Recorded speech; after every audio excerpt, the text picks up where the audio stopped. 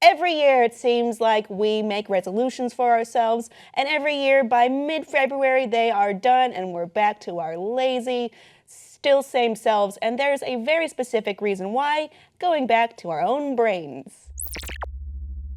Our own biggest enemy, stupid brains, if you watch The Simpsons. There's specific reasons all coming together as to why New Year's resolutions are hard to keep. One of which is that we create goals that are too hard, things that we've never accomplished before, and then just think with the magic of the new year, this will happen. But there are several things in your way, including one very strong force, which is the force of habit. And they're hard to break and they're hard to create new ones. But there are certain ways that psychologists recommend, one of which is mindfulness, which I actually did talk about this on the Facebook on New Year's Day, on the NerdAlert Facebook that you are watching right now, great people. And it was interesting to think about because I had always thought of mindfulness as being kind of like this trendy, kind of like, I don't know, cool thing to do, so I actively ignored it. Okay. But then I saw it encapsulated by these psychiatrists and psychologists working on reasons why our own brains stop us from fulfilling our goals. And it's because we connect different emotions to different thoughts. So for one, we have some kind of effective forecasting, which is we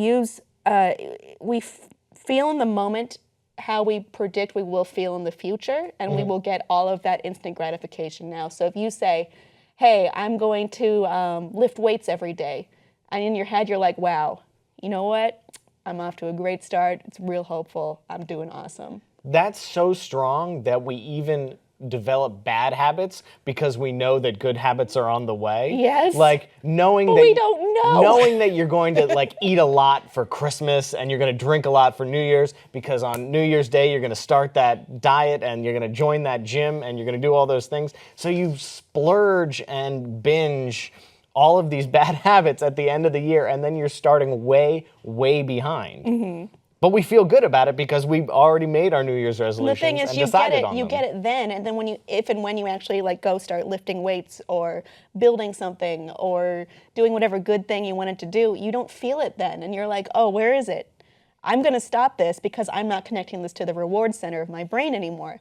And then on the other side of that is like over time you can build a negative emotion attached to things, such as I don't want to go for a jog. Jogging is terrible. It's cold out there. I hate doing it. It's embarrassing. And then you connect those negative thoughts to it and then you just don't do it. So that is where mindfulness comes in, which is looking at things more objectively and rationally. Yeah. And is removing that whatever baggage you've attached, negative or positive. It was weird for me to think about that because I know that jogging is painful. It does hurt. Sure, and it's good for you. Flossing hurts my teeth, and diet is a pain. So like those are real physical pain centers. But to think of it more as an emotional response instead, like don't be upset about running, don't be upset about diet, because if you distance yourself from those emotions, you can break those neural responses. And then it won't be difficult to run. It won't be difficult to diet. It doesn't have to have, these actions don't have to have emotions attached to them. And so that is the act of removing those emotional attachments, which is not to say become a robot, but to say look at things as rationally and as objectively as you possibly can. Science seems to think that this works on a physiological level. According to some studies, mindfulness meditation can decrease the size of the amygdala and degrade the connections between the amygdala and the prefrontal cortex. So that would be able to bring non-judgmental awareness to your actual present world. Another problem is, and I'm guilty of this, people tend to view their future selves as a different person.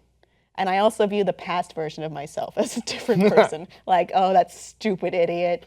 She's so embarrassing. And then it's just like, you need to view yourself as one being and realize you are your ally. You have to help yourself and you have to be nice to yourself.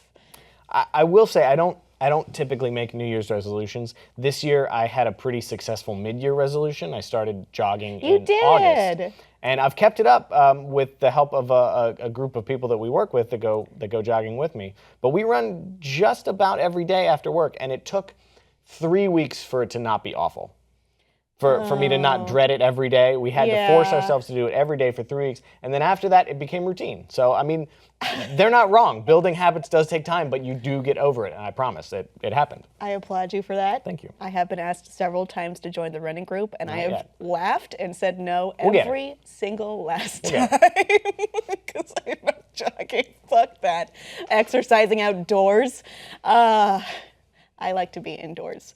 I didn't make a New Year's resolution either. I am trying to be more mindful at least so I can view things in a rational, non-emotional way and be able to understand my world better and beyond my world better, and to hopefully, not get too angry about things that don't need my attention or forget about things that maybe do need my attention. So I don't know if that's really a New Year's resolution, just to try and meditate and think more. I guess it is. It's really easy to do. And that's why I've chosen it for myself. So I think something to focus on would be progression, not perfection. Going back to what I said at the top about biting off more than we can chew, picking crazy goals that we've never accomplished before in our lives or even come close to. So try and be mindful of that when coming up with your resolutions, be they now or in the middle of the year, which is perfectly fine. Everything's arbitrary in terms of time. It's all up to you. So please let us know what you've decided you will do for yourself, if anything, and please like and subscribe for more.